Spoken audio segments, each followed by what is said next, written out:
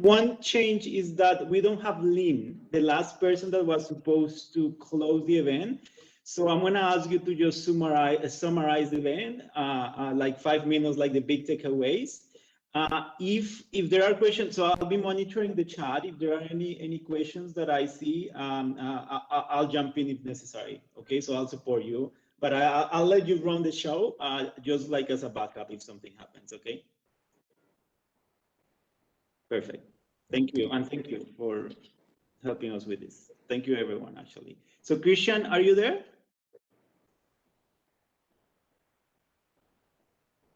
Not yet. One second. He's testing me.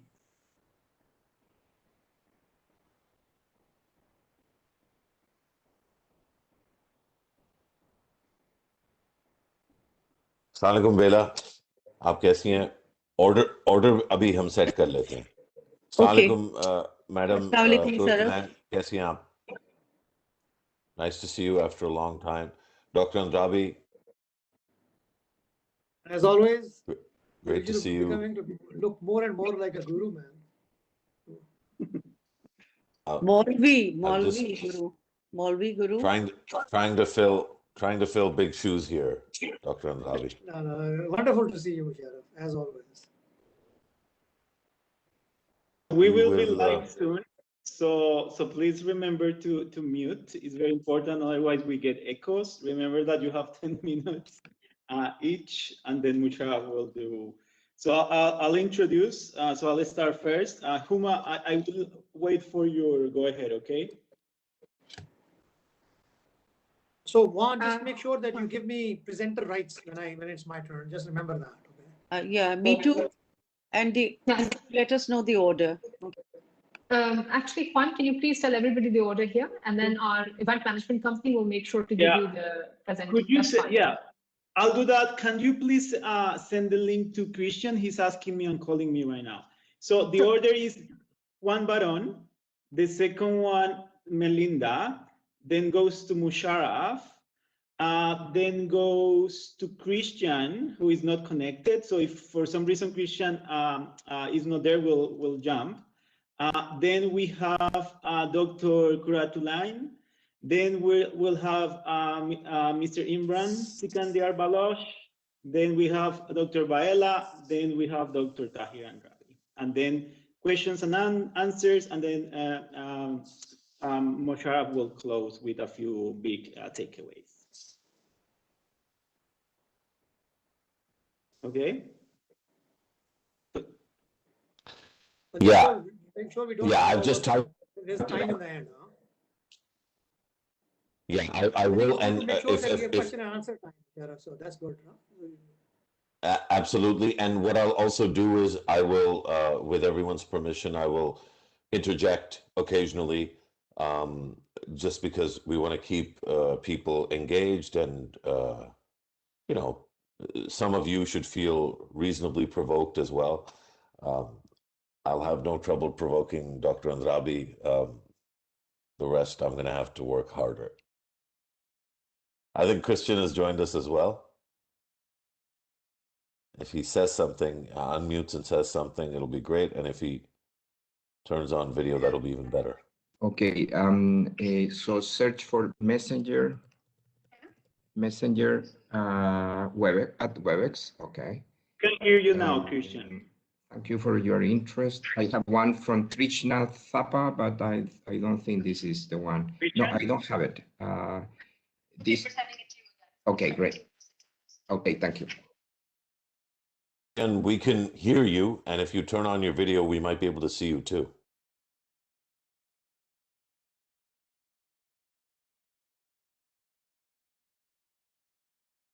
Christian, are you there?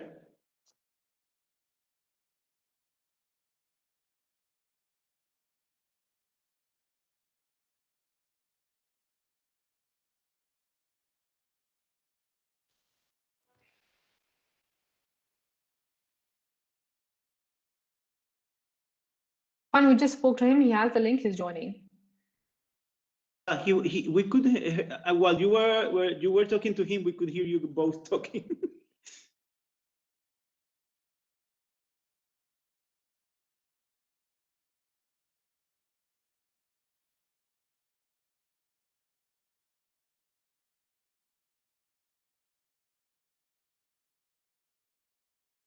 Christian, could you try the sound, please?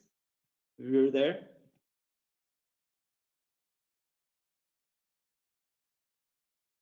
I don't see him anymore.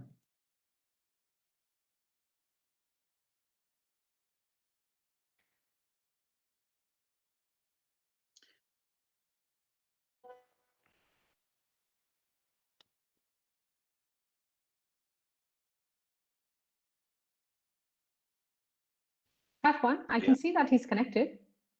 Yeah. And it's popping So up on I'm my screen also.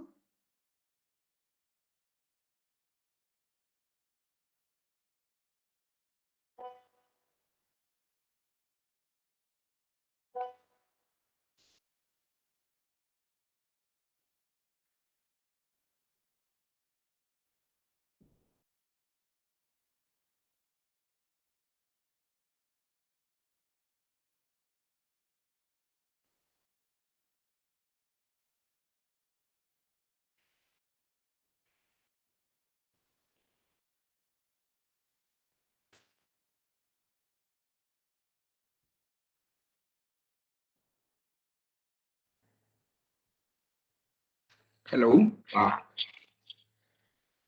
Christian, we can hear you now. You can hear me well?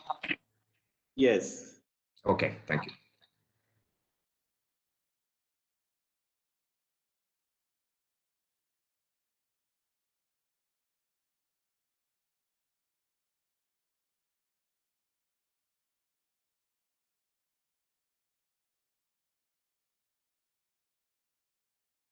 Fun, you can kick off in about 2 minutes.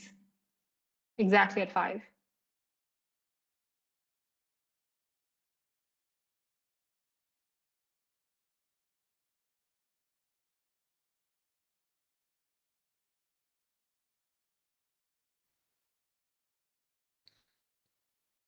You hear me well, Juan, right?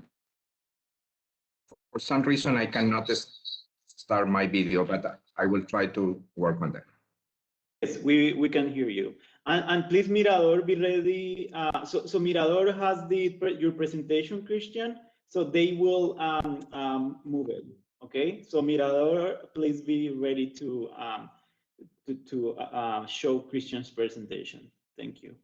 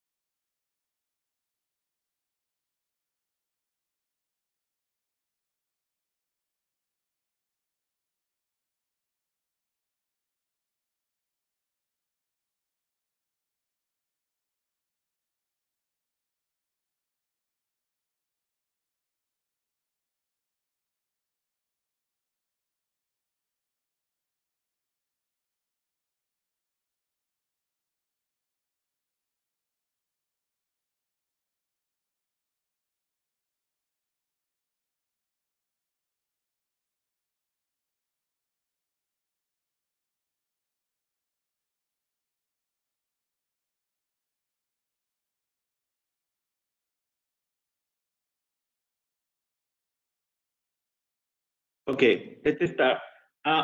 Welcome everyone. We are very happy to have to start the 4th Pakistan Development Policy Series 2021. My name is Juan Baron. I'm a senior economist at the World Bank. Today we have a very interesting set of panelists to discuss how to fight poverty by getting girls and boys to learn. So welcome, and I want to introduce Melinda Good, who is our operations manager in the Pakistan country office. Melinda, over to you. Thanks, Juan, and good afternoon and good morning, everyone. As Juan said, I'd like to welcome you all to this 4th Development Policy Series. This is also the virtual version of our 3rd Human Capital Summit. And it's a real honor for me to be opening today because last year I closed the 2nd Human Capital Summit. And that time we launched this idea of girls learn, women earn, making one of the connections between how children learn and their productivity and ability to participate in and contribute to the growth of the economy and the country and its ideas. So this year, and for this panel, as Juan said, we have a great title. It's called Fighting Poverty by Getting Girls and Boys to Learn. And I know our panelists are fighters for this. I've had the honor of meeting most of them, and it's a really great group of people who are based here in Pakistan and abroad. Now, one thing to notice, this title is Girls and Boys. We're not saying children, and that's to emphasize that while there is big challenge for learning for all children here in Pakistan, we are emphasizing that girls face additional and special challenges. Now, this getting girls and boys to learn is both a global and a local problem, and that's why we have practitioners from across the globe. A few numbers, since we're talking about learning. Globally, there are 258 million children out of school. It's a huge number. 53% of kids worldwide are not able to read a text that's age appropriate by the time they're at age 10, which is when most of us are graduating from primary school. This is what we call learning poverty in the World Bank. Lots of others use this term, and there are similar terms. 53%. Now, when we look at Pakistan, that number is 75%. That means 3 out of 4 kids here in Pakistan are similarly not able to read that functional text. And as Juan reminds us here in the bank, that means as we're driving home, you look around and you look at the kids on the street and you think 3 out of 4 of them are really not getting the opportunity that they should have and that they need to have for the country to grow and take advantage of the opportunities and contribute to the economy. Now, that 75% number also helps, is one of the reasons, although I think this will be discussed today, why we have 19 million children out of school in Pakistan. 19 million. To put this in perspective, that means there's more kids out of school here in Pakistan than the population of almost 150 countries. So this is a big problem. And it becomes a big problem as we think about it as economists, as policymakers, and as educators. Over the last 2 years, we've talked a lot about this concept of Pakistan at 100 and what Pakistan needs to do now to move towards a 100th anniversary in 2047, where we're a middle-income country. And quite frankly, when you think about having 75% of kids not able to be function with this level of learning poverty, you can see how that becomes a daunting challenge. These kids we're talking about now will be the adults running the show in 26 years. So what do we do about it? Now, as we'll hear from our experts, we know where kids are out of school. We know that children are not starting school on time. We know that girls in rural areas all around the country, in Balochistan, in KP, in northern Sindh, and southern Punjab are less likely to attend school. We know that they drop out in primary, but also when they move towards 6th grade, which is middle school. And we know that while other countries invest nearly 4% of GDP in education, in Pakistan, we're investing only half of that. Now, of course, we're doing this virtually instead of all being together, and that's because of the COVID-19 pandemic. And we know that this has exacerbated these challenges. There's some recent data from a phone survey collected by the bank. I have to look down at this for this one. So it looked at combined simulations of the impact of COVID-19 on education access, and it should suggest that between 1 and 2.5 million additional children are leaving school and may never return due to school closures and the socioeconomic impacts of the pandemic on their families. So the problem is growing bigger. As we were discussing in the panel before we started, this means we need bold action. Part of today is about committing what we all can do. It's political commitment, international commitment, all stakeholders to ensure that every child, and particularly girls, have these opportunities. Now, the World Bank is committed to supporting the government of Pakistan and all of the community on this. Globally, we proposed a goal to cut learning poverty in half by 2030. So for Pakistan, that means going from 75% learning poverty to around 38%. So even with this really ambitious agenda, it means a large number of children will still lose this opportunity to reach their potential. But still, we have to start. So what does that mean? It means more schools, better prepared teachers. It means really focusing on having kids being the ones who are the beneficiaries of the education system. And it means a mind shift as we talk about both the education system and this concept of the link to productivity. It means making policy decisions that money spent on education is not an expense, it's an investment in the future. So that's our pledge together today. Let me turn us over now to the experts and to Musharraf, who will run us through the panel. We have a great panel. Musharraf Zaidi needs very little introduction. He's an activist, I have to say, as well as analyst and a senior fellow at Tabadla. Christian Edo, our practice manager for education in South Asia. Dr. Karait Lane is a social entrepreneur and community organizer. She founded the Institute for Development Studies and Practices in Balochistan. Mr. Imran Sikandar Baloch, Secretary for Planning and Development in Punjab. He's been a leader in this field as well. Dr. Baila, she's the Chief Executive Officer at Idara Talim Oagahi and a Commissioner on the International Commission on Financing Global Education Opportunity. And finally, Dr. Andrabi, who's Professor of Economics at Pomona. So thank you so much for being here, and Musharraf, over to you. Thank you, Melinda, and thanks to the World Bank for organizing this. I think it's very timely, and the assembly of this panel is really fantastic. I've had the pleasure of working with and knowing and admiring the entire panel almost my entire career.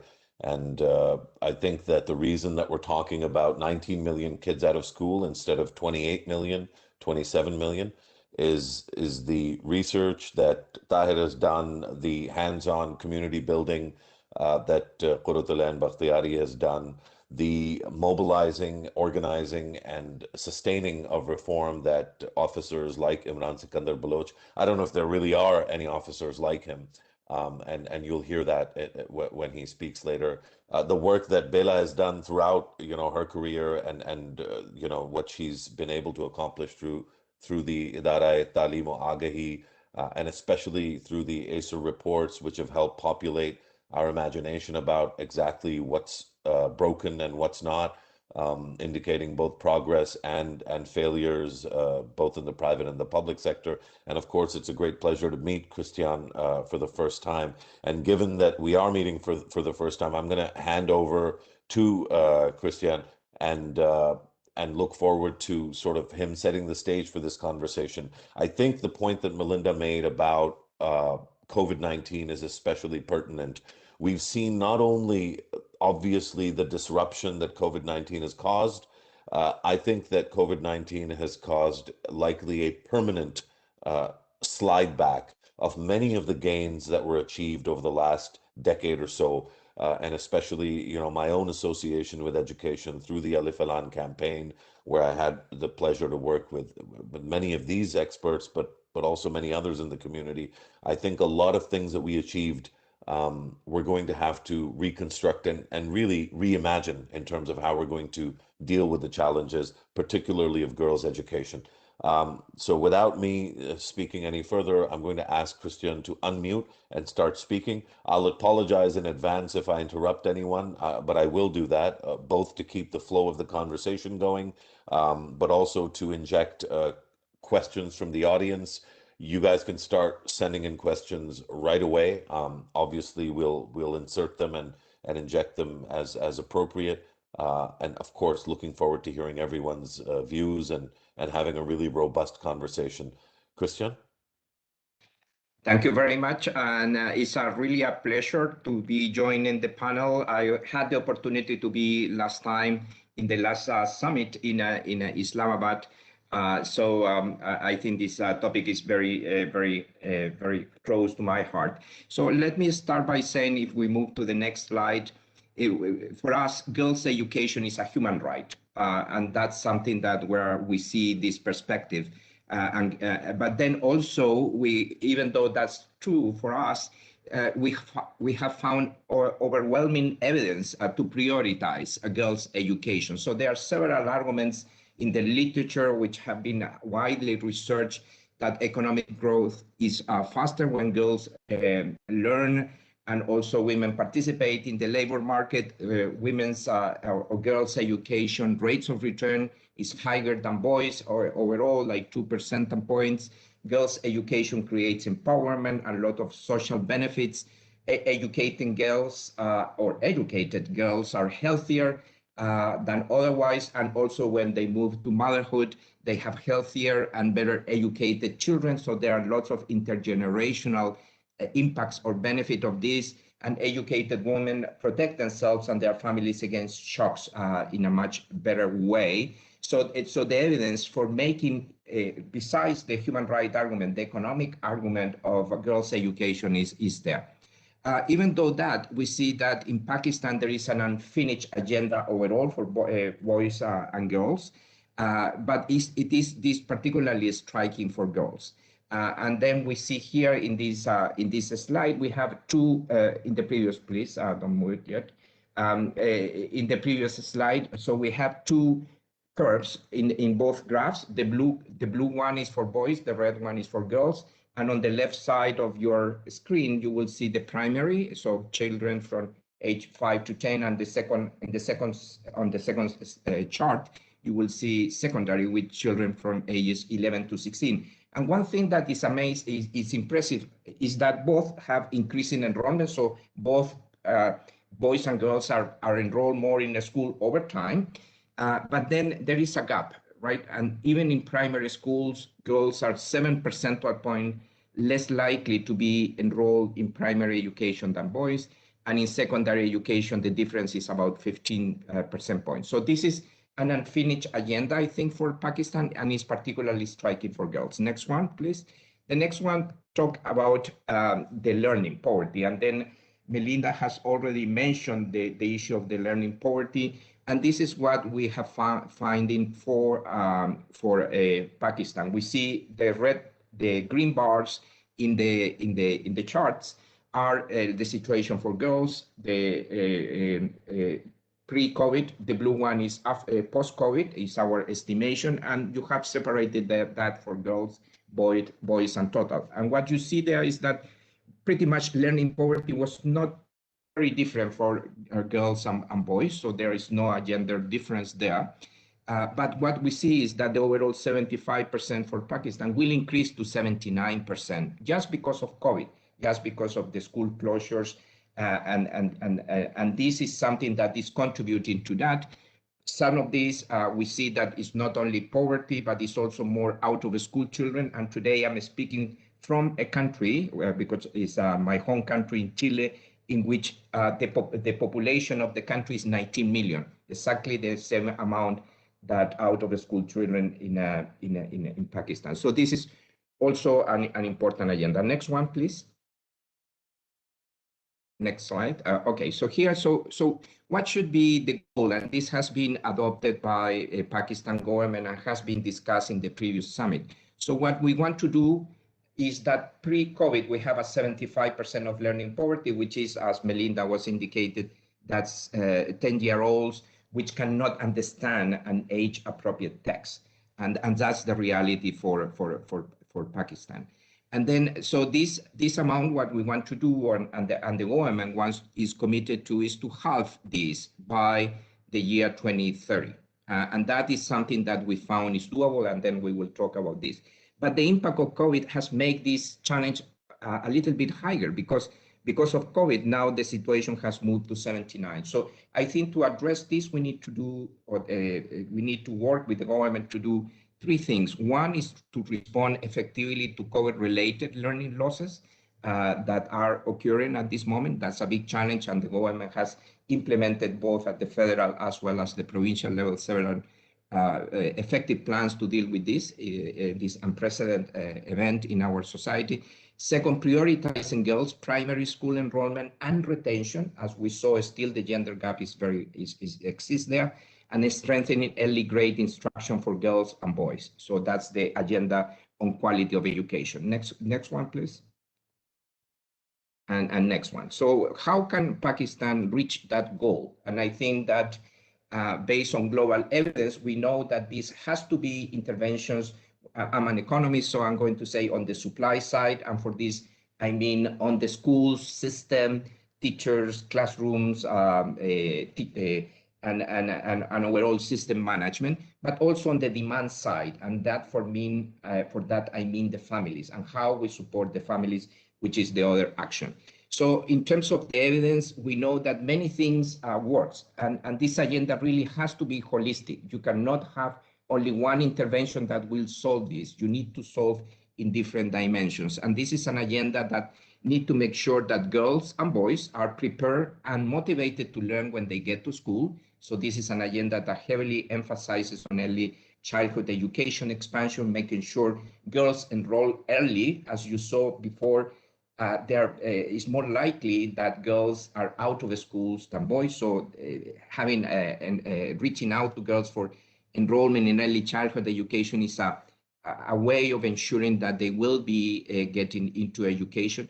Schools need to be made safer and respond to girls' needs. So that means that perhaps an agenda of increasing the supply, especially in the transition point between 5th and 6th grade, where most of the dropouts are happening. That could be done through public schools or even public-private partnership to expand supply in underdeserved areas. In schools, we need to make them more suitable for girls, and that means an investments in wash facilities, separate bathrooms, and also boundary walls. Within the classroom, we need to make interventions to expand to create a learning space for everybody. So it's an agenda of materials which need to be gender neutral. Also, teachers need to respond to the needs, learning needs of both boys and girls. And that means lots of activities with regard to teachers, and how you deliver that teaching training activity. But most importantly, is a teacher training which is gender neutral. And then we can discuss later what that could be done. But this is important. And also in secondary education, increase the proportion of female teachers as a role model for girls. And of course, interventions at the education system. Next slide. The next slide, we need to address issues that we more or less improving support to families. So this is where we address on the demand side. And here we see lots of activities that can be done at the individual, girls, boys, families, and communities. So for example, we are thinking about informational nudges for behavioral change, specifically, for example, text messages to parents with the objective of targeting girls' education, engaging the community in education of their children. Of course, incentives are important. So Pakistan has a wide experience with these cash transfers or stipends targeted for or with a differential amount for girls. Transportation to and from the school is a key issue that need to be addressed, let's say, in these demand side interventions, and also at the community level, interventions to navigate the social norms that sometimes are impacting on girls' education. And at the education system, of course, this need to be well managed. This is an agenda of data, transparency, financing of the system, examination, how you test children while they're in the schools based on competences as opposed to just memorization, and how to communication campaigns to advocacy on girls' education. And the last slide, please. And the last slide, this is an agenda which is very large, and it's not only an agenda for the public sector or for the parents. This is an agenda that need to involve everybody, all the aspects of society, and that means civil society organizations, non-governmental organizations, the private sector. So this is an agenda in which need to be addressed in partnership with everybody, and this is the way in which many countries have addressed this in a successful way. Thank you so much. Juan, Christian, before I let you go and move on to Dr. Quratulain Bakhtiari, can I just leave a challenge with you? And I'm sure we'll have a chance to get back to this as well. But one thing that I found underrepresented in your presentation was the role of technology. A lot of people would say, hey, why is the World Bank still advocating for, mom and pop, infrastructure and brick and mortar classrooms and school buildings when actually, Pakistan can't really afford any of that. And especially World Bank colleagues that work on the fiscal side are going to be, tut-tutting Pakistan for spending too much money. So why doesn't the World Bank just promote, more technology as the solution instead of, 100-year-old technology of the classroom? What would you say to that challenge? Oh, it is not that technology is the silver bullet here. Technology is a mean to an end and as a facilitator. But many experiences around the world has shown us that when we just emphasize, for example, we provide technological access to children, if at the same time we don't do it within an ecosystem in which teachers are prepared and have the digital competences to guide the children in the usage of technology, and sometimes these need to be at some point prescriptive type of lessons so that teachers know that at some point they need to use the technology or not. So we are not saying no to technology. We are saying no when technology is used as the only intervention. That will not solve the problem. It's part of the solution, but it's not the solution. And so need to be understood this in the whole aspects and in a holistic way. Thank you. Excellent. So I think that, this is the theme we'll come back to, but that's a great answer, Christian. Thank you for that. I think from the perspective of technology alone, the next speaker, Dr. Kurtulain Bakhtiari, can really add to our understanding of why, for example, we can't have a 5G app as a solution, because 5G or 4G or 3G or even 2G is not necessarily accessible to every child that needs it and every family that needs it. Dr. Bakhtiari, you've done 3 decades of work, especially in Balochistan, but all over the country. Talk to us a little bit, not just about your overall experience, but also specifically what you're learning about the communities that you work with over the last year and a half as they try to deal with the COVID-19 pandemic. Dr. Bakhtiari. Ma'am, you'll need to unmute. There you go. Yes, I need to unmute. There's not my.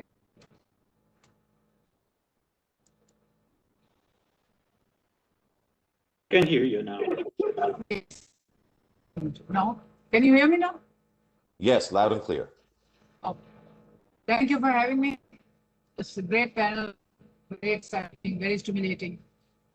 Yes, 1.5 years has been really slowed down, talking about Blues in many ways. And that slowing down gave us a great opportunity of learning in that space.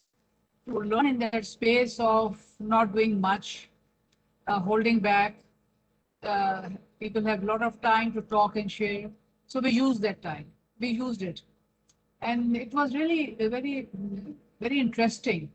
The depth of our conversation and the stories that unbinded and unfolded led us to the way communities, the way parents, the way children, especially the adolescent girls, are looking at their lives, their future options, their present situations, and things I would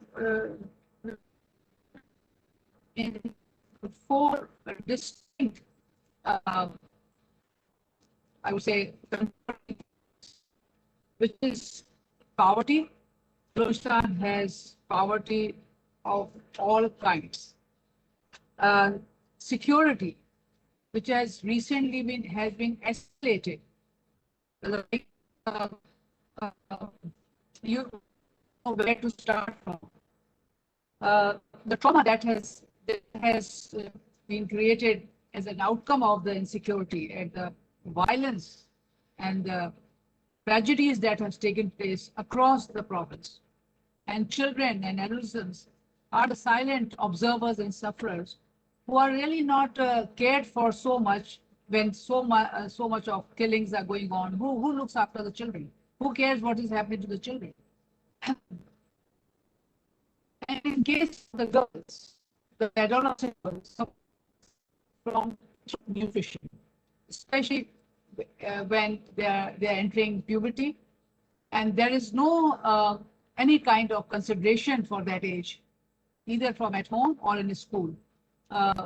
So these 4 areas came out, in a very natural way. I won't like sad communities, but it was almost like sitting around fire and talking and sharing unlimited.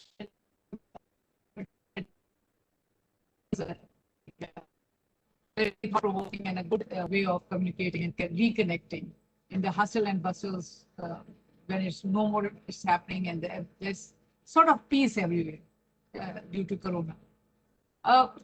This led us to really think at the institute that why things are going unnoticed, because operated 200 schools, girls' schools, back in the 90s, and immediately it treated more than 200,000 girls. And one thing that there's no need of going out and campaigning awareness for girls' education, and please put them in school, and you must put them how good is education for girls. I think that the province has really overcome that stage, which is really commendable. Now, the other thing is there are challenges.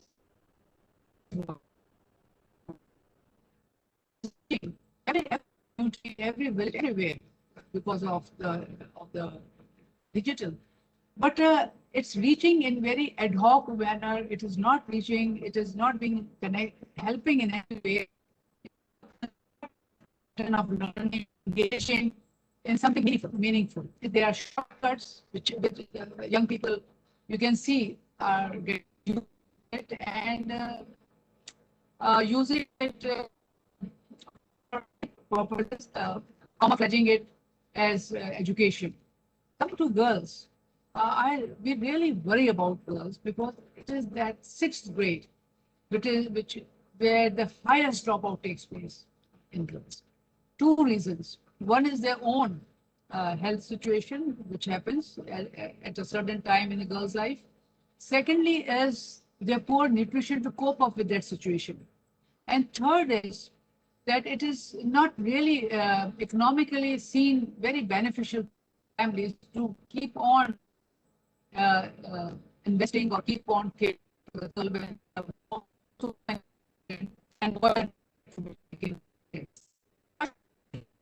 and the girl very conveniently opts for it. अब मुझे maths नहीं पढ़नी है, अब मैं समझ नहीं पाती हूँ. I can't understand science. It's better. I don't. It's good enough. Inner body, inner senses are not coping up with it.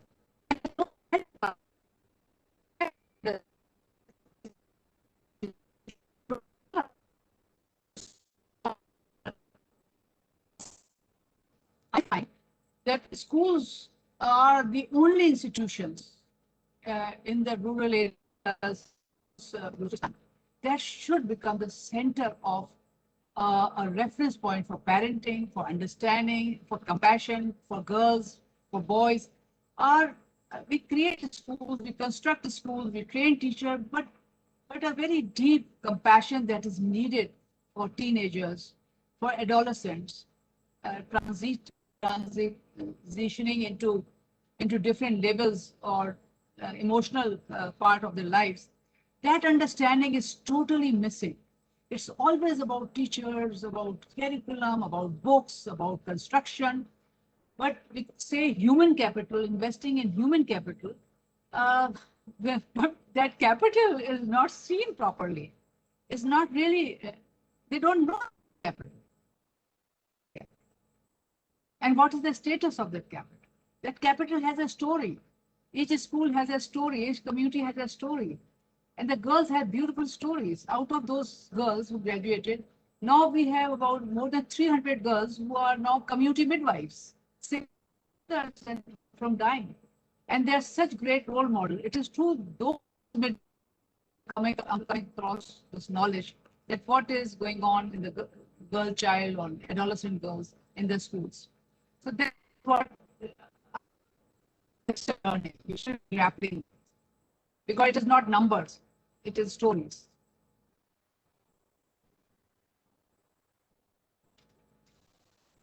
Thank you, Dr. Bakhtiyari. That I think is a really fantastic sort of summary of your experience, and I think it addresses one of the early questions that's come up. I know that Imran Sikandar Baloch is going to be able to address this question as well, but just to synthesize what you said, Dr. Bakhtiyari, this question of people being frustrated that they're hearing the same conversation over the last 20 years. I think you echoed that with some of the lack of compassion, the elements of mental health and wellness for teenagers, the new kinds of challenges that teenagers have. Certainly, when I was growing up, and when many of the panelists were growing up, we didn't face the kind of challenges that kids face today. Even in well-to-do environments where all of the needs are being fulfilled. So I think in an environment like Balochistan, these issues become even more important. But I do think it's really important to pick out what I think was really it was enlightening, but also refreshing, was your recognition that, for example, the normative challenge in Balochistan. Dr. Bakhtiyari, if you could mute, because there's a little bit of disturbance. Oh, there's no one. I don't know. Fantastic.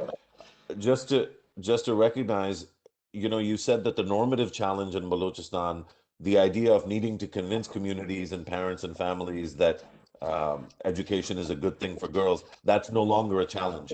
Maybe speak a little bit more about that, Dr. Bakhtiyari, and the change that you've seen over the last 20 years. I think that'll do a lot of good, and then we'll move to Imran Sikandar. Dr. Bakhtiyari.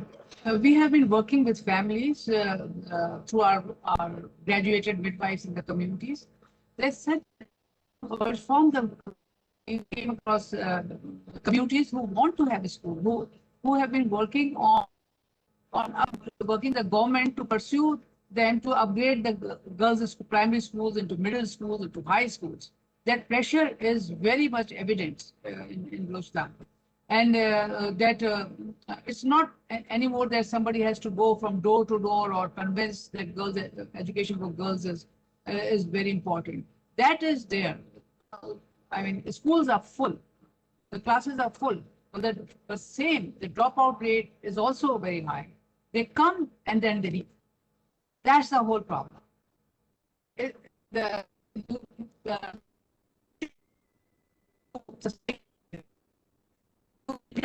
Needs really counseling areas, an area where there's someone to talk to them, an area where things have happened to the children which they cannot talk to anyone, whether it's a boy or a girl, where to go to for that. The school should really be a center of real life education, living education, through which children are going through. Only then the school will become meaningful for the children. Not for the politicians, not for the people like myself, professionals, but the children themselves to go to. They can identify someone in the school, that there's a counselor, there's someone, emotional therapist who can talk to, or maybe not full-time appointed, can take rounds in a school once a week or something. But we need to know more deeper our children, more deeper, because what you have just said, that what they are going through in these times, we never went through that. We never went through those bomb blasts everywhere. We never went through because of certain fate or beliefs you'll be shot dead. And we have not seen many things that these children have seen. But there is no attention on trauma of the children. There is no attention on which really affects the learning. How can you really focus on learning without understanding what has happened to the children? That's all the time I ask that question. No, it's a question that we need to keep asking, and I'm so happy that you raised that. I think it really enriches the conversation in a way that oftentimes gets missed. Thank you, Dr. Bakhtiyari. Thank you. I'll ask you to mute again, and I'll now ask Dr. Imran Sikandar Baloch to share sort of his experience. Imran, also maybe start off with, if you don't mind, start off with some of the work that you did in Bhavalpur when you were in charge of that district. I know you have a full presentation, but I just wanted you to maybe speak a little bit about this change. There's been a sea change in Punjab in particular in terms of girls' enrollment over the last decade. And I think officers like yourself, and again, few that have done as much as you have in that journey of where there was a substantially bigger divide between girls and boys in middle and high school, and that how that divide has been bridged over the last decade. And then obviously very keen to hear your and watch your presentation as well. Imran Sikandar Baloch. Thank you very much, Musharraf, for the introduction. In fact, I'll start with the experience in Bahawalpur, where I was posted between 2013 and 16. So what we managed to do was to expand education to girls in the Cholistan desert. And there was a project which was brought under the Punjab Education Foundation. We constructed some 75 new schools, enrolled around 12,000 girls in the system. And the best part of the project was that the teachers were given ownership instead of private entrepreneurs. So the teachers had full rights over the schools also, and they made income out of that, which is something very successful. And that's an experience we are now trying to replicate in the Punjab's own Kohistan area, which are the distant areas.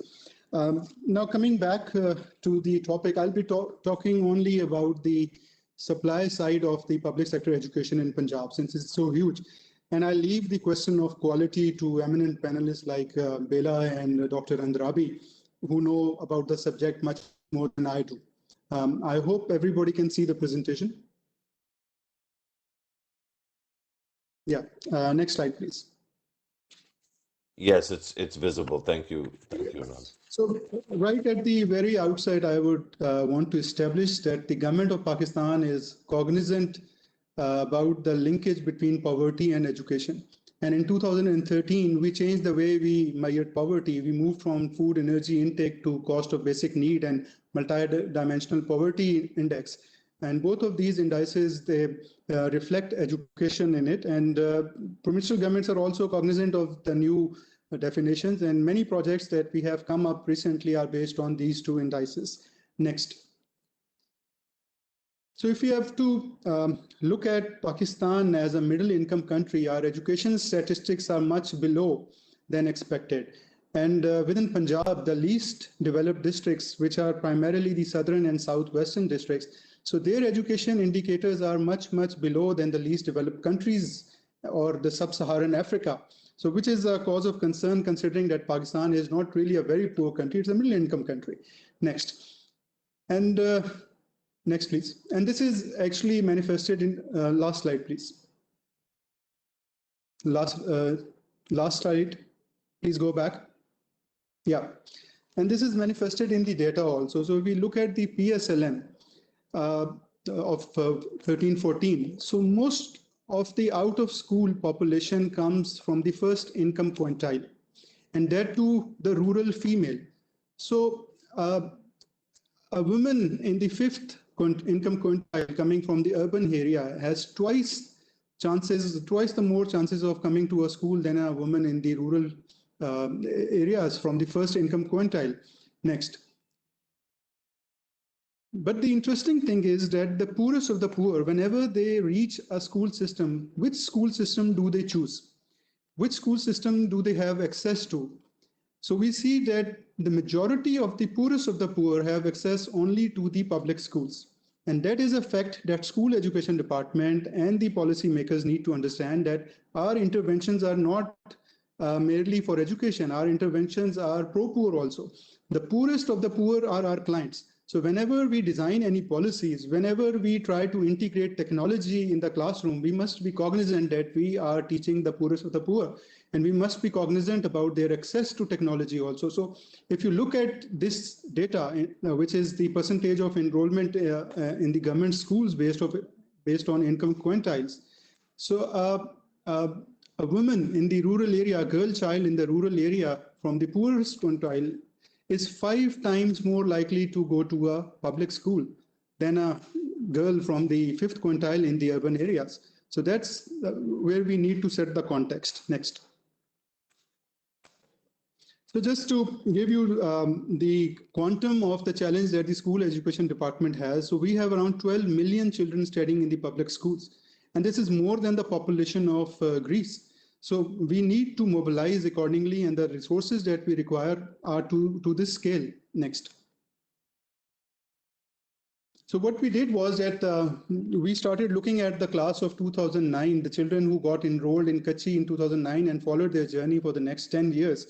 And it's no surprise that only 34% of these students, they survived till grade 10. But what comes as a surprise is that the biggest dropout happened in just the first year of their schooling. So 33% of the children, they got dropout between Kutchi to grade 1, which was a surprise to all of us here. Next.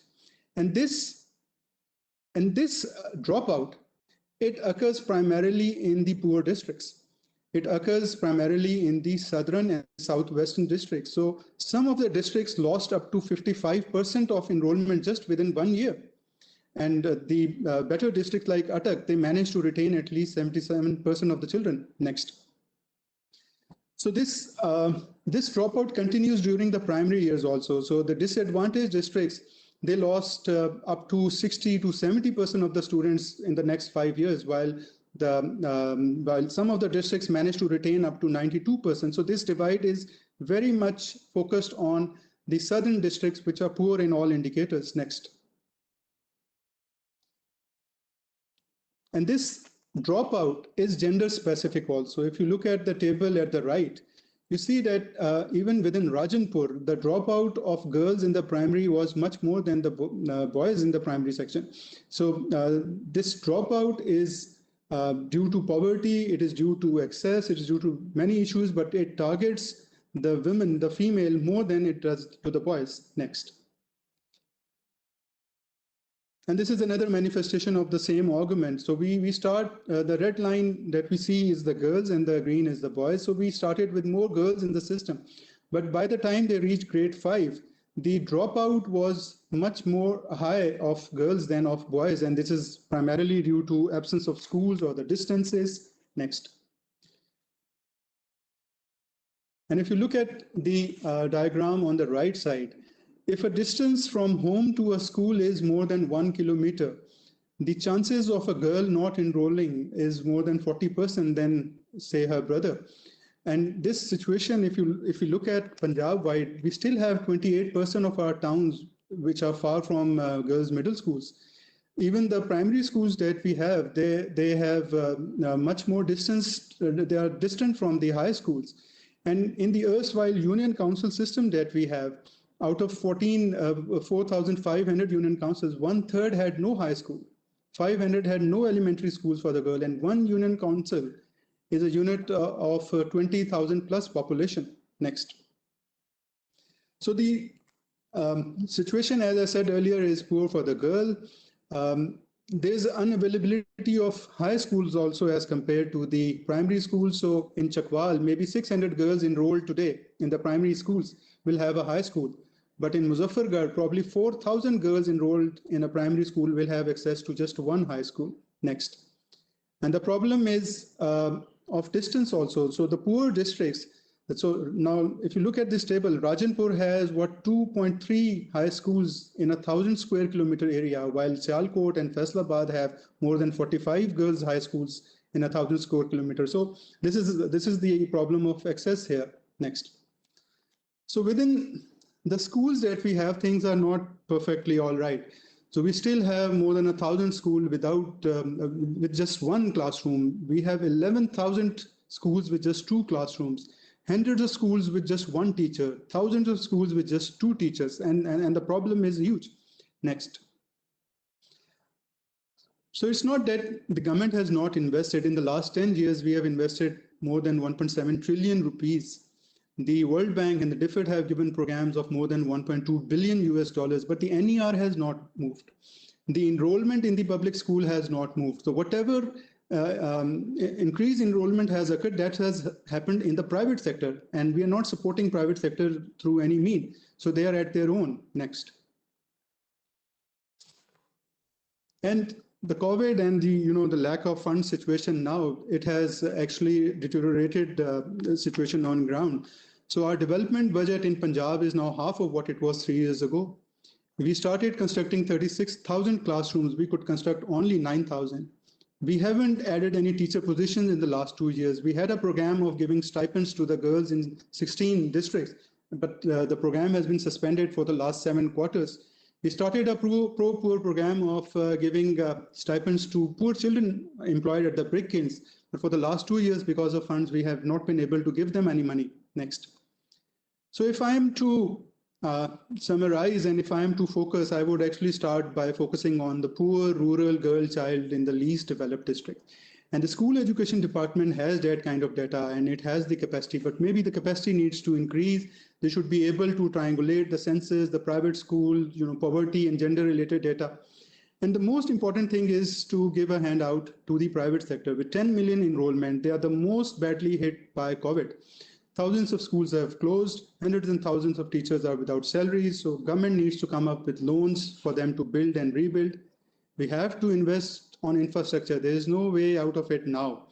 And to access the remaining 26% of the primary NER, we'll have to use the marginal cost approach.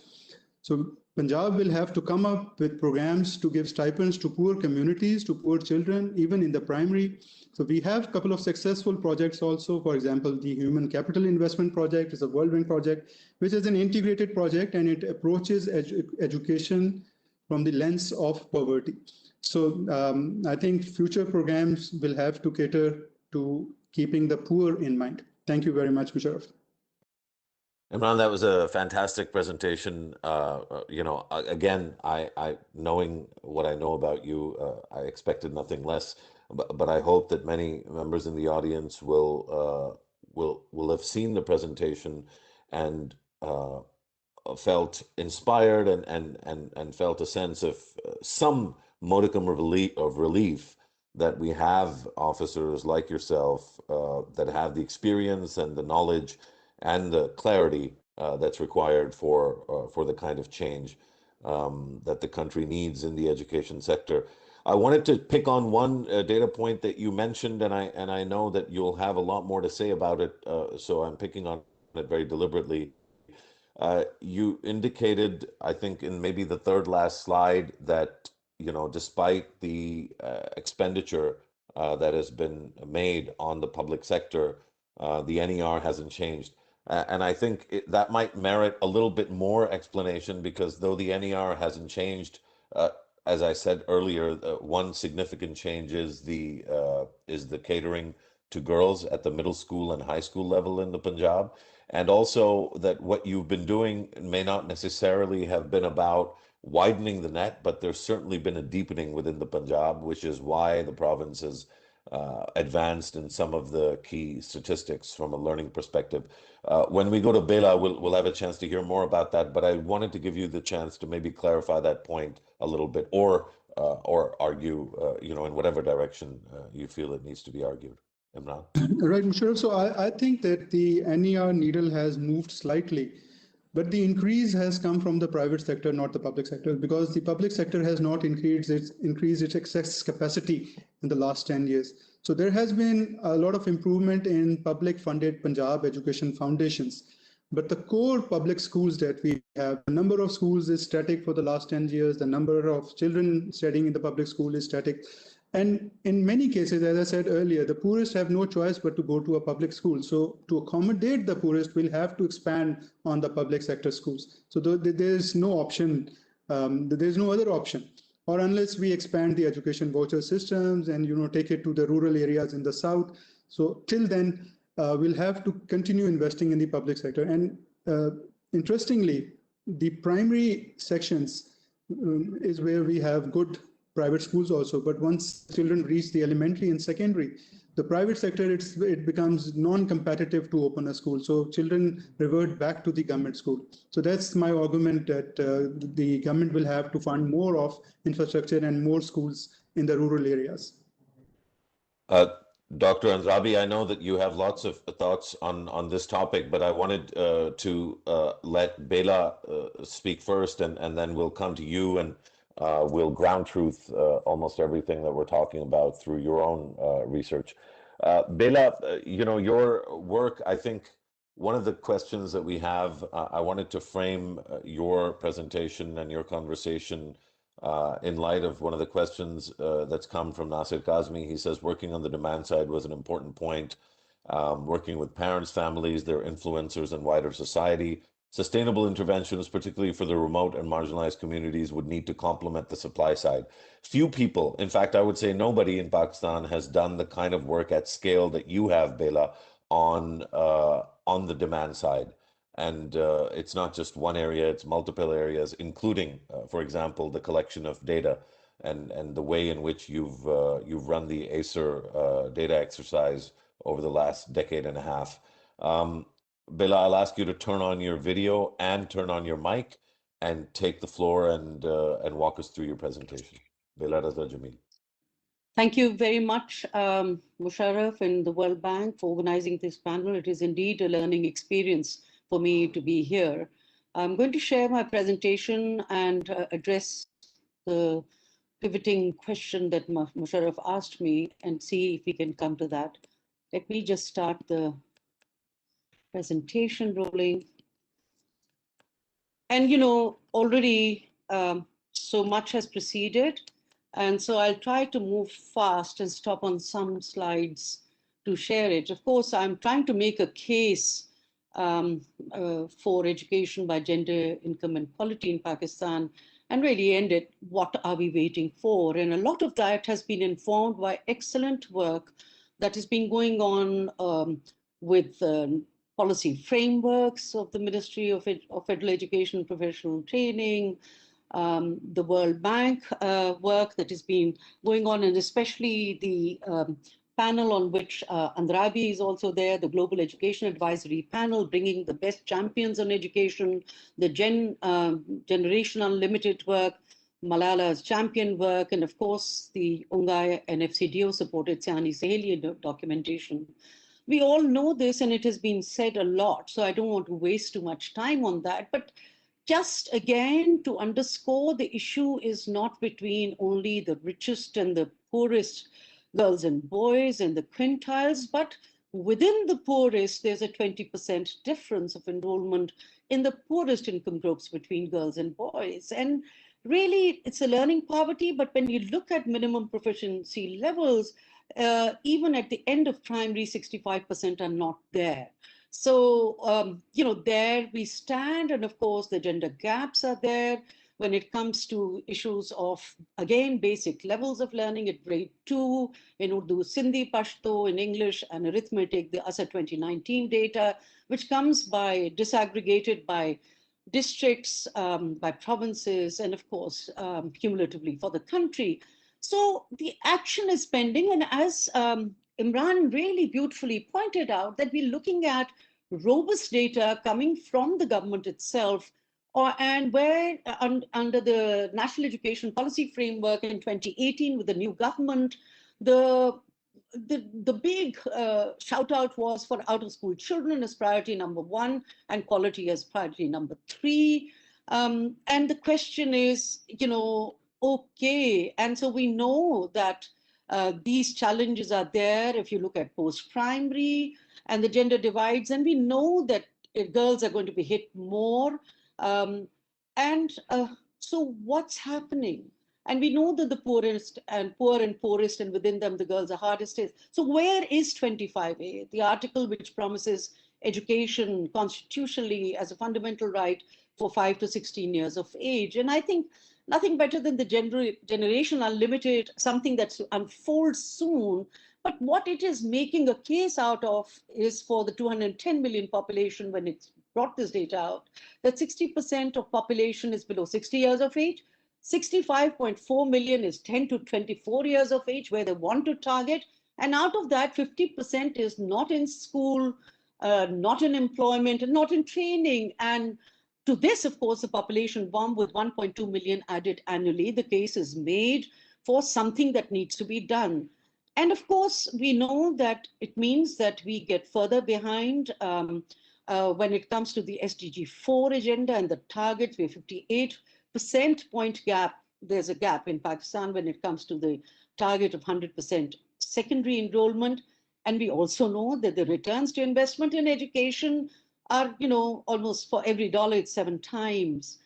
So recently, the issue of inequity is exacerbating during COVID-19. So much has been done on that, but I'm just picking up on the Malala Champions Network, the young people who've been working on this, their 1,600 households surveyed, and basically saying, okay, even prior to 19, there was an education emergency, the large gender disparities, the harmful gender norms, looking at low investments of federal and provincial governments, and the quality of education. But the key findings say again and again, and this comes out in so many researches worldwide on COVID-19, so not surprising for Pakistan, that there's further economic stress on poorer households. And as Corroborates said, the poverty is as it increases, and girls really from more marginalized communities get poorer, and the households are, they're least optimistic about returning to schools. And again, going to Corroborates' point that this is a time of reflection, what's happening? People are pulling out, and we know that school closures are leading to compromised learning. And even though, Musharraf's your point on EdTech and so on, so although converting 20%, so the report says that 20% of girls and boys could spend time on teleschool or other forms of television education, but even 20% really means a lot in terms of millions for Pakistan, but still it is low, on the low side. Only 3% on education radio, sadly, compared to, say, in Africa or other countries, and 1% could only use the EdTech, the online stories. So the barriers to return to schooling, whether it is financial strains or other commonly cited reasons, there is a real challenge on how we are going to address this exacerbating inequality, and the government provisions to ensure that the 5G, 4G, etc., how will that become affordable and accessible? So, but we need to talk about, okay, some actions do show result. I'm just picking up one case, the work that we've been doing on ground on Siani Saheliya. This is looking at girls who've dropped out of schools in the past 1 to 3 years, and we gave them options to look at things like the teaching at the right level and accelerated, basic learning, foundational learning, but with completion of primary and post-primary, together with TVET and livelihoods and EdTech and life skills. The OPERA external evaluation shows that girls who would be otherwise considered as lost causes ended up, 33,000 of them who went through an intensive program from 6 months to 18 months to show that actually they can complete learning and push on to some very exciting work. And this continued during emergency responses. And the idea is this a smart buy? Look at the smiles on their face. So we heard that why girls may not return to school, including, of course, both the demand side and, of course, the challenges of COVID, but also the supply side issues. But, okay, so alarm bells are ringing, but what about the partnerships and alliances for girls' education, but girls and boys? And I do want to acknowledge, if we're counting this, the government social protection through education at scale, and really, I want to say hats off to the SAS and the BIS program through Sania Nishtar, that this is looking at the life cycle approach. It's looking at from Nasho-Numa, which is the early years from inception, looking at a holistic approach, as Corroborates said, to nutrition, to health, to happiness, to more ready to be in schools, to the Wasila-e-Taaleem, which mercifully is going on and expanding across the country at the primary level. Now there's a Wasila-e-Taaleem primary graduate incentive, but hopefully what Imran said had stopped for post-primary in Punjab just because are we giving it to the rich, are we giving it to the poor? So let's just stop it, which was rather sad because Bangladesh has shown differently. But there is a serious conversation the next 3 months to start the Wasila-e-Taaleem secondary. And I do want to say that the Wasila-e-Taaleem primary, from just being 250 rupees per month, has gone up to about 700 rupees per month for girls, and I think about 500 for boys. But this is music to my ears that we'll say post-primary wasila-e-talim, the cash transfers and conditional cash transfers, but also the undergrad scholarships which are already on. And for every program, because we recently had a discussion, a webinar on girls' education for Women's Day, and Sania affirmed with data that everything was being targeted for 55 to 60% for girls. So the government financing for education is in a big stuck. And I really don't understand, with all the wonderful people who are there, what is the issue? However, compared to that, the civil society networks, right from IDSP to ITA to, all the other organizations, IRC, Khyber Pakhtunkhwa, you name it, they are wonderful work that is being undertaken to show what works, the Malala Champions Network, etc. But so they are there. Are they only islands or oases? Industry definitely needs to do much more. And the COVID-19 donor support has been extraordinary, because they're not just drawing upon their knowledge of Pakistan, but also what is global best practice. And there is a coming together of tribes, so to say, for education. And we have the federal to provincial support programs from the donors, as well as the provincial ones. From the World Bank's Aspire program to GP's Response and Recovery and Resilience, to FCDO's Girls' Education Sector Support, and all the other donors, EU, ADB, UNICEF, UNESCO, JICA, and of course the Generation Unlimited we are all waiting for. So this has to be a grand alliance and can be done so that we can scale up what works, which is backed by government investment, has to go up from 2% to 4%. We have to look at how to mitigate the economic effects of COVID, but also to look at what were the amazing turnarounds during this period. What really is a message of hope in this very bleak pandemic, in this great disruption? Can we rebuild the education system with gender at the center, as Imran also said? And of course, the influencers and key actors are great, but ultimately it's federal and provincial levels that must take the lead. And just to say, there's lots over there you can have a look at, but for every, for a 485 billion spent, if it leads 55 billion spent, it leads to 485 billion returns on investment, where girls' return of investment is 19% versus 12% for boys, and with improved learning outcomes. And the clustered symbiotic relinkages of education, the SDG 4 to the multiple SDGs, let's just do it. Let's just do it. And, look at girls, especially as the great multipliers, because they are in themselves, when you support them, they're individuals transforming themselves but never alone for themselves, for the society, for the happiness of everyone, and for nation's commitment, hopefully, to 25A and SDGs 2030. And, these are the kind of things that we are beginning to see, the closing of the gap between the home and the school, the families finding that they want to invest much more in this area, and thinking, okay, this is not only Sarkar's work, the state's role.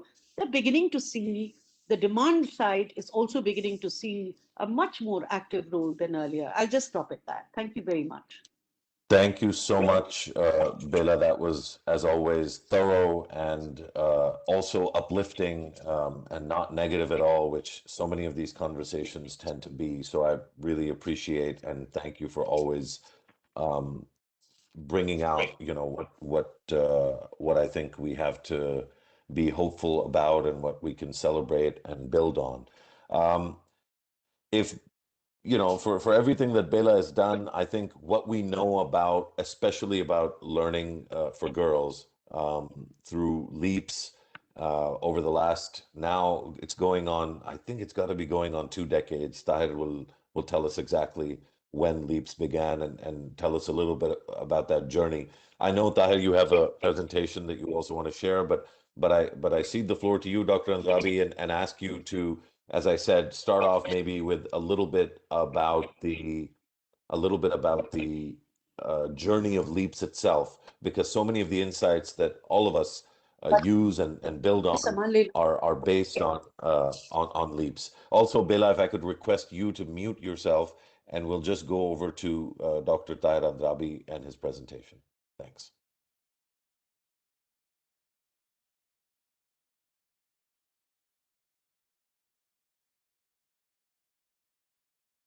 And you'll also need to unmute, Tahir, because I can't hear you.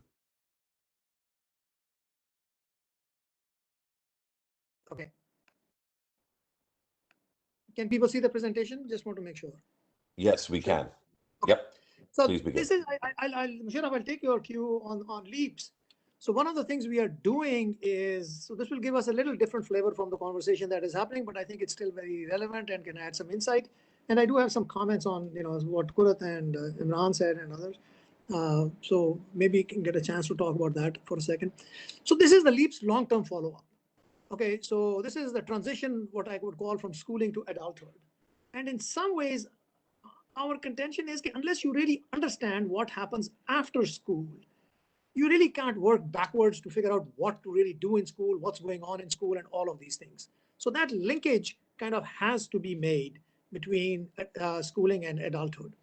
So in some ways, if you think about our evolution of thinking, and Kurat was right? I mean, in the beginning, when I first started working, some decades ago, on thinking about education, it was all about enrollment and access and girls to be sent to school and the enrollment and NER, and these numbers were very much there. Then as we came to fruition in terms of our first generation, we got the girls into school. Now what do we do?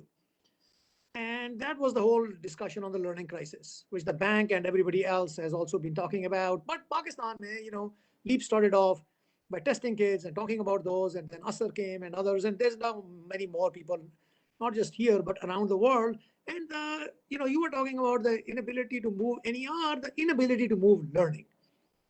And Musharraf, this is your point on technology. In the United States, think about how much technological improvement has happened from 1970 to 2020, 50 years, right? Unbelievable change in society and technology. Well, what do you think has happened to test scores? Zip, nothing. So the idea that technological change can lead to systemic change in education is just, the data is really bad on that. I mean, I'll come back to technology. Don't get me started on that. In this COVID, technology has failed very dramatically. And that's because I think partly what Christian said, but what others are saying, the human element is missing. So anyway, we talked about a learning crisis a lot. And as these LEAPS kids, we started LEAPS in 2003, 4, and these girls were in third grade, second grade. And as they have gone through, so we put them in school. Now we say, well, what are they learning in school? Not that they are in school, what do we do about them, right? So that's the whole decade of work on learning. But now the interesting thing is that the cohort that I started my educational career with is now out of school. So these little girls who were like 6 or 7 when we started looking at them are now out of school. They are in their 20s. And so it's a very good time to really think about this transition to adulthood. And what I mean is post-secondary educational attainment.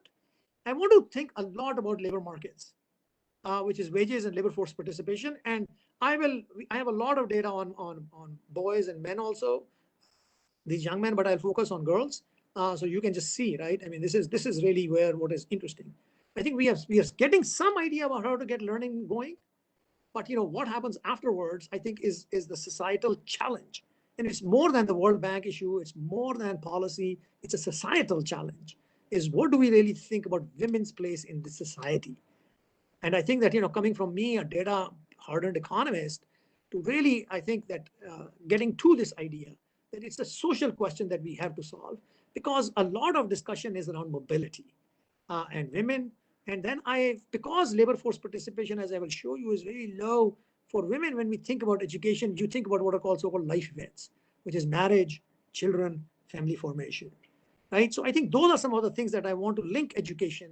I want to link quality of education that happened in schools to this thing.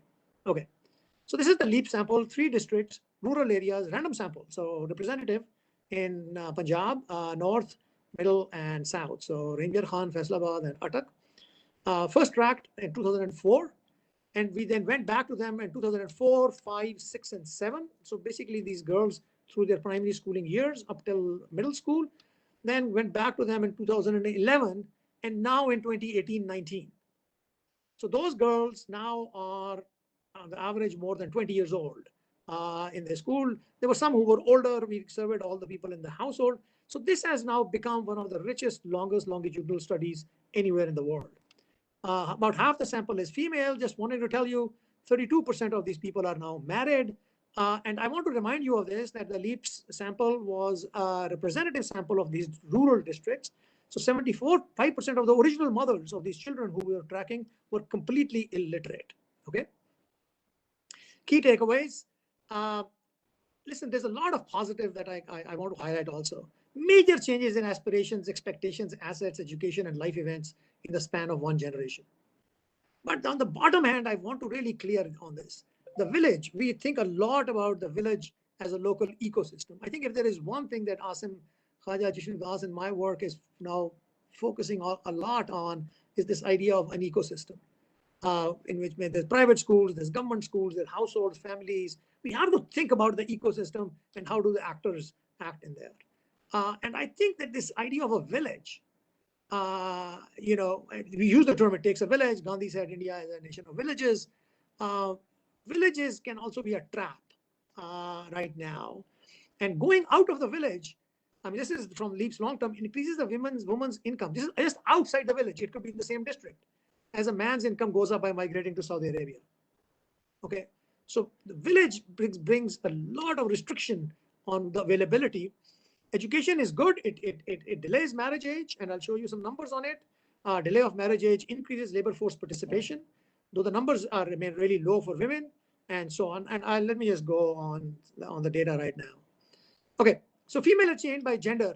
So it is very true if you look at this graph, especially the one for the male and female. I want you to focus on the positive side, which is the green bar. 31% of the LEAP sample, which is out of these 5,000 girls that we started off with, 31% of these girls have now taken the metric exam. That's a very large number. Now, it is true that more girls drop out in the beginning. So that's a fact also. But by the time you hit metric, with boys and girls, you're getting to very similar numbers. Even in your graph, what you were showing was a downward trend. So you look at by the time you hit grade 10, they're coming pretty close. So I think this is something very interesting, that girls do drop out in the beginning, but then those who stay do stay for longer. So I think that's something to think about. Okay, this is the original LEAPS moms. This is the highest level of education attempted for moms in LEAPS. This is in 2004. So you can see that 75% of them are really at zero education. Now look at this. This is one generation later. Look at this big spike on 12. These are girls, the LEAPS girls, who are now beyond 12th grade.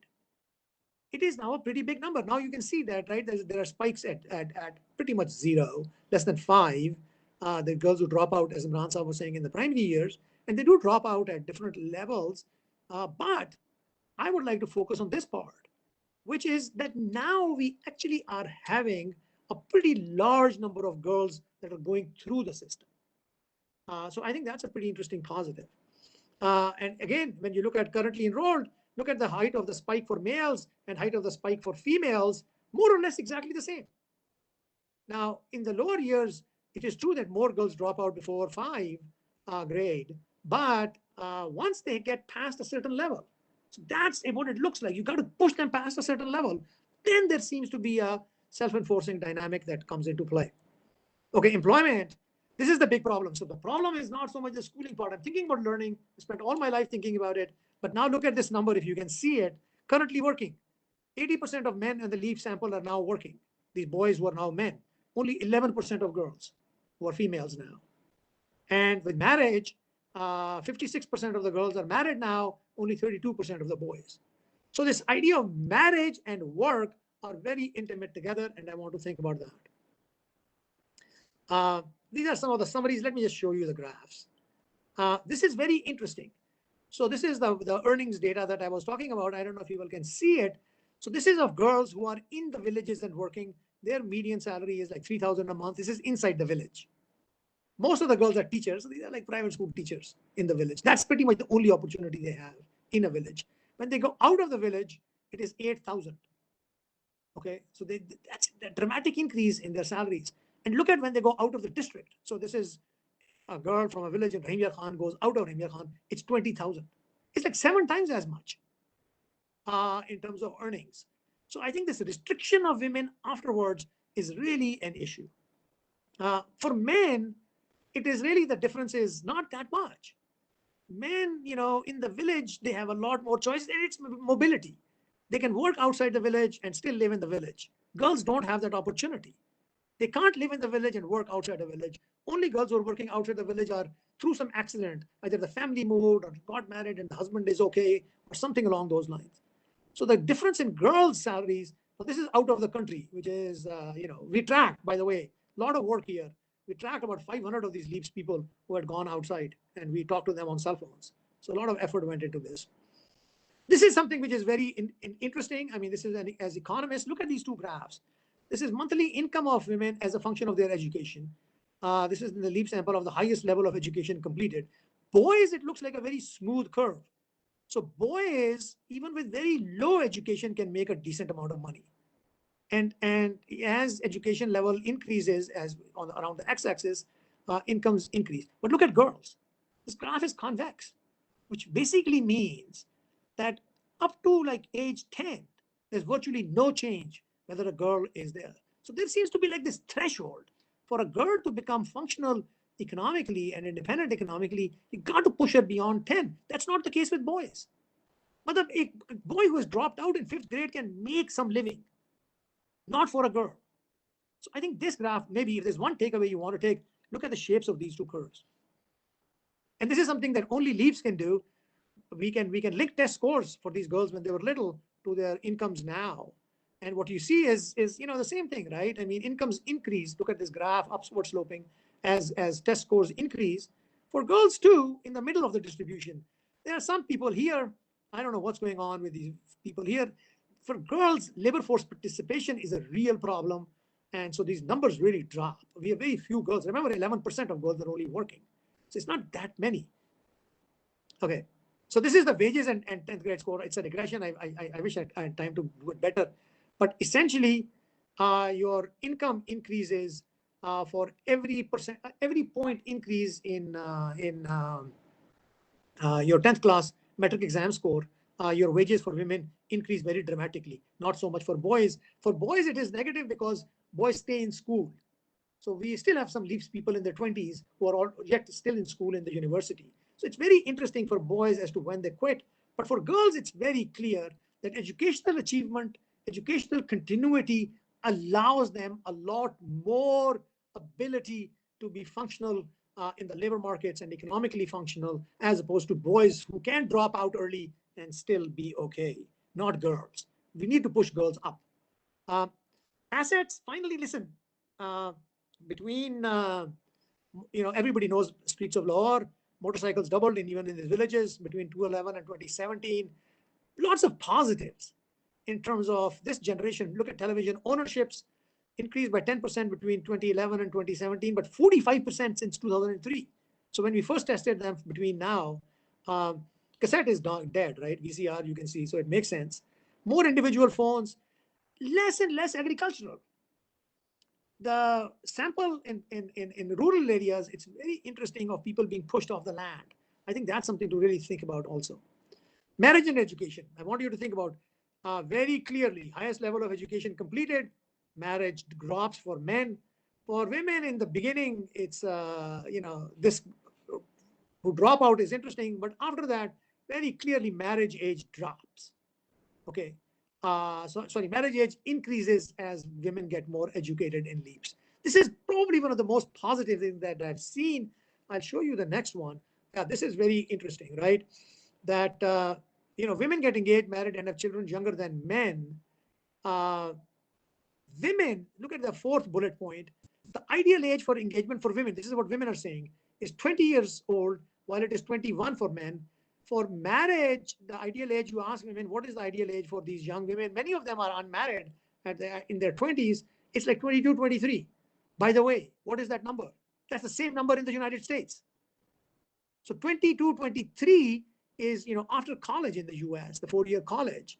So this idea, okay, women's expectation about how they're going to deal in life really comes in. Education for sure delays marriage. I have a lot of time use data on these women, so I can tell you a lot about what education does to their time also, but I'll stop for that one. This is very interesting. how much say do you expect to have in your engagement? Women, about half of them say they expect a lot of say in their engagement, more so in marriage, but a lot more for boys. So women do think that they will have some say in their marriage. About children, how much say do you expect to have in children? 5, 4, 3, right? 5 and 4 are, very much and much say. So that's about another half. So you have these women in 1 and 2 who think they will have very little say. So this idea of this agency for this internal identity for women, I think that is being developed now in this LEAPS generation. This is the problem. Women are leading lives which are very strongly regulated. So their internal self, so the good part is their internal self is still strong, but look at this, right? 42% of men meet with their friends or family outside their home more than 5 times a week, but only 1 in 5 women. 24% of men cannot move freely by themselves within the village, while 70% of men, this is within the village. 55% of women have to go out with another health member, and so on. So the question is, women are being really curtailed in their ability and mobility. It's not just, across villages, but also within. Dr. Andrabi, I want to, this is fascinating. We're running up to the end of how much time we have, and there's clearly, sorry, Dr. Andrabi. Stop sharing. No. Well, okay. the thing is, I didn't want to stop you, but just given the time constraint, I just want to draw out a couple of really interesting things that immediately sort of pop out. One of them is, of course, that this is the case. If I'm not mistaken, Faisalabad is one of the districts in which LEAPS has been based, and the other 2 are also within Punjab, and they're not the worst parts of the Punjab. Is that right? Well, Imran Khan is in the south. Worst part is Attak is a Barani district. They're all very different. I think the right thing to think is there's only one in central Punjab, right, which is the hub of the economic activity. Imran Khan is a very interesting district, and Ansab can tell you I've spent a lot of time there. Very far spread out, low density, so they're all different. Of course. The reason I wanted to suss that out, though, is that certainly whether it's Attak, Rahim Al Khan, or Faisalabad, generically speaking, these are much better off places. And as a child that's born in these districts, you probably have a better shot at access to a whole bunch of things than you do in most of Balochistan. Quetta would be the only exception. Certainly, even within the south, Rahim Al Khan is a little bit better off than a place like Rajanpur or Muzaffargarh or even Laya. Sure. The point being that these amazing sort of insights that you've generated have implications that are far beyond the scope of education. And I want to quickly sort of summarize this point and then throw it out for any of the panelists to maybe react to or respond to. What Dr. Tahir Andrabi has laid out is also potentially quite revolutionary from a society perspective. The social norms that his research is naturally going to challenge, that set of social norms is defended by a status quo that has power, has the ability to exercise violence outside of the writ of the state, oftentimes where the state is unable to respond or defend the Constitution or ordinary people. So there's elements of social change. There was also fiscal considerations. Bela talked about 4% of GDP. Imran certainly talked about the need to double down on investing in public sector education. And the value of that investment clearly is obvious from the results that Quratulain talked about and Tahir talked about. But in order to do that, you need to enact a major sort of social, economic, and political consensus where the country is ready for increased taxation, increased debt, or all of the things that would go into that. So education and girls' education is not some small vertical in the corner. It has an implication politically in big ways, and societally and socially. And because of that, it requires us to be able to plug in this conversation into wider conversations. Any sort of final thoughts that each of the speakers have? I want to go in order, in reverse order. So I'll let you start, Tahir. Very quick, sort of 1 minute So quickly, summary let me and just takeaways. listen. I think this is very true. Pakistan is at a cusp where girls' education cannot be separated from the issue of women. That's what Leaps is telling us now. I'm just following the data. This separation of this issue that the World Bank is now saying, Juan, you wanted me to be controversial. You guys are missing the point. This whole discussion, this bureaucratic discussion of school banane hai, ye karna hai, wo karna hai, is all bullshit. The real issue is the status of women in this country is being threatened every single day. And you can see it in the lives of these Leaps girls. I have become a feminist in tracking these Leaps women. I'm moving from learning into their lives. I had to call these people so that they allowed me permission to interview them in Susral when they get married. So there is a battle going on for the soul of this country, which is going to be led by these women. These women are pushing. Their sense of agency is still there. And society is pushing them. You can't let them even get out of the village. So that's, I think, the point. Kurat ka agenda is very important. Violence, I think, is issue. Adolescence is issue. Imran Sahib, I just want to say one last thing on you. We have a very nice paper now where we say okay, investment in the public sector actually creates a floor for learning increases in the private sector. So don't think about vouchers and all that. Public sector is really the bedrock about which the competitiveness of the private sector holds.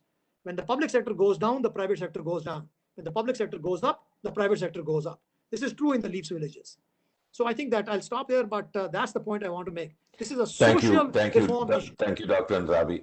I think that last point I'm overwhelmed and overjoyed with, simply because, you know, my argument with you, Dr. Andrabi, over almost 20 years now is this private versus public. I'm delighted that you acknowledge what I've been saying for so long. I'm just going to get that shot in without you getting a chance to respond. Bela, Bela, 1 minute.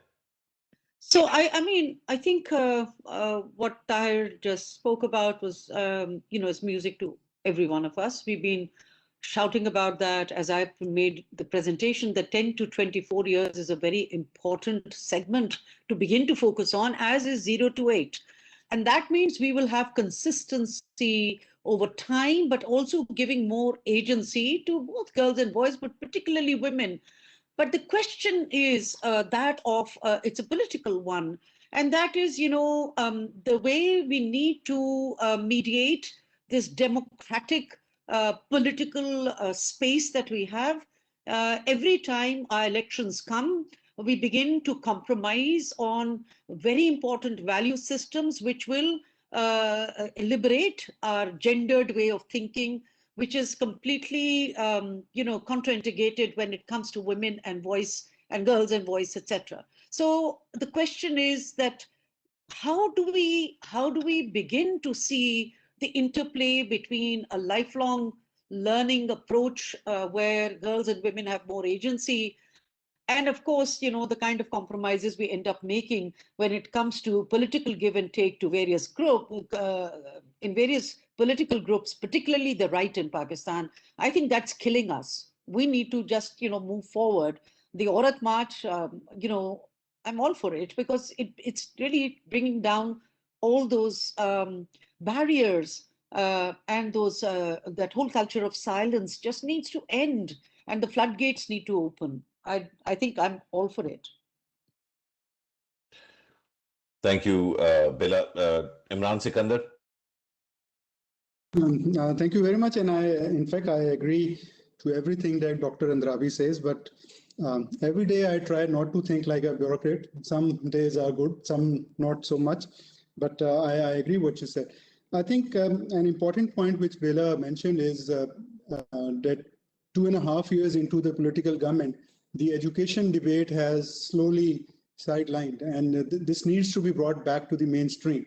And we haven't heard of 25A and implementation of that in the last couple of years. Even the courts have not talked about that. So, the benefit of having sessions like these and the benefit of the research that we have here is that we can bring and drag the debate back to the political mainstream and, push it. And this should be the major agenda for the next electoral process. Thank you. Thank you, Imran Sikandar Baloch. Kuratulain Bakhtiari. Ma'am, you need to unmute first.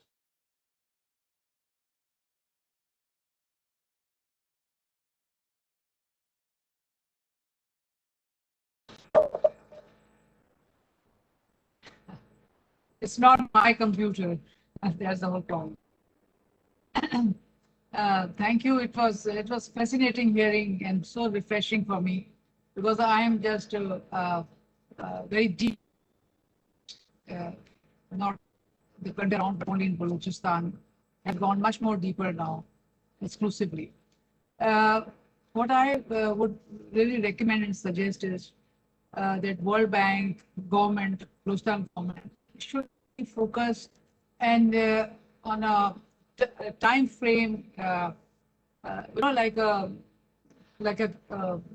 क्या कहते हैं जहाज की तरह से, and on the girls from 6th grade and help them somehow to create a critical mass of getting through the 10th grade. That if that can be designed on a war footing, because you see there are a lot of opportunities in Balochistan for technical education, lot of, but they all matriculate. Now the girls are not matriculate. How do they avail of this? They have to matriculate. To go into any kind of trade, they have to matriculate. But they are not clearing metric. They are dropping out at 6th, 7th grade massively.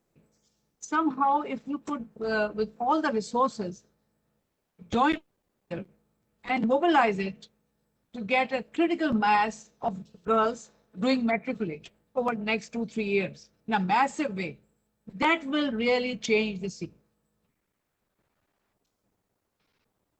Thank you, Dr. Bakhtiari.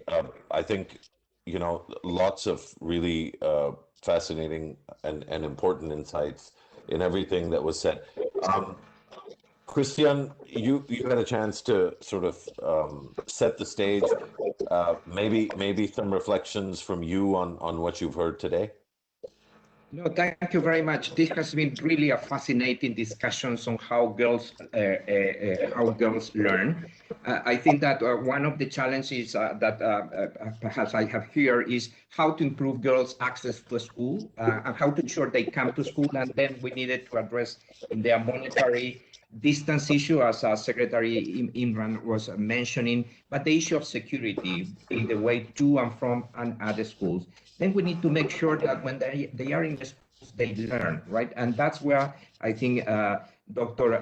Kuratulain has a great point that we need to really understand the children, and understanding the children is important in terms of their mental health, but also meeting the children wherever that she or he is in the learning path, and that's very important. And that talks about different ways of approaching this. Then we were reminded that no one size fits all. Right? Solutions really depend on the constraints. And then I really like the approach of Secretary Imran, going from poor rural girls and least developed districts. I think that focusing on that first will be extremely important, as well not losing sight of other vulnerable groups, like the children with disabilities, for example. And then I really like the point that Dr. Baela was also mentioning very important points on how to structure this. But I also like the way in which Dr. Tahir also put it. It's not only girls learn, it's one half, but also women earn. So perhaps to have a holistic discussion on the two issues together that retrofit into each other, because if women earn, then there will be role models for girls also to see. So these two conversations are really interrelated. So girls learn, women earn. I think it's a terrific holistic way of addressing this issue. Thank you. Thanks, Christian. Before I hand it over to Melinda, maybe for kind of an overarching set of takeaways, I just wanted to acknowledge Tariq Khan, Zahid Asghar, Kaisar Jamali from JICA, my dear friend Irfan Ahmadavan. These are some of the questions, Tariq Khan Tareen. These are some of the people that raised questions and helped me shape how I framed each speaker's intro. So grateful for all those questions. I couldn't get to all of them, but I hope we got to enough of them. I found this to be a really fascinating discussion. I'm grateful to the World Bank for giving me the opportunity to participate and partake. in the wisdom and insights that were shared here. Over to you, Melinda. Thanks very much. Thanks, Musharraf, and thanks to the panel. I mean, for having to do this virtually, the amount of interaction we had, and quite frankly, challenge from each panelist to each other and to all of us, and very specific ideas that I think, we owe each other and all of the participants, as I look at the big list of participants, to really test some of these things out. So thank you for spending the time. Our commitment remains to this girls learn, women earn concept, and putting girls and boys learning at the front of our country partnership framework, a new one that's coming up.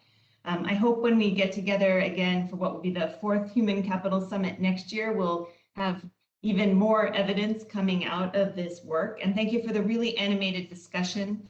I was writing down some great quotes from each of you. I know we've run out of time, so I won't go through it. Each of you summarized your own thoughts perfectly. So we can leave it at that. And thank you all for the time today, and remotivating all of us to fight poverty by getting girls and boys to learn. Thanks.